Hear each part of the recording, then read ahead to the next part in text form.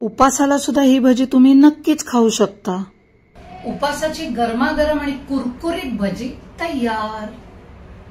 कुरकुरीतपणाचा आवाज आणि भज्यांचं टेक्स्चर एकदम मस्त। भजी करायला आपल्याला लागतील 1 तास भिजवलेले वऱ्याचे तांदूळ, हिरवी मिरची आणि किसलेलं आलं, भज्यांना स्वाद यायला जिरं, उकडलेला बटाटा आणि मीठ।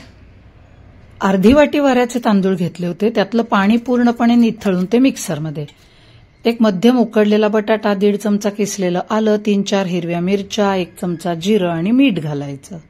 सगळं मिक्सरमधनं वाटून घ्यायचं। हे सगळं मिक्सरमधनं वाटलं की असं स्मूथ मिश्रण मिळतं, पण हे भज्यांच्या दृष्टीने थोडं पातळ झालं।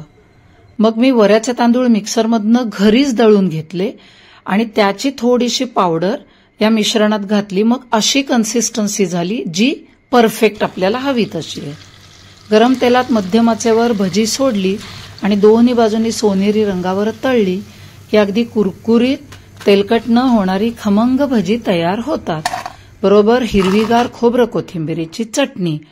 त्यामुळे संध्याकाळी चहाच्या वेळी उपास असला किंवा नसला तरी ही भजी नक्कीच बनवा, आवडतील तुम्हाला।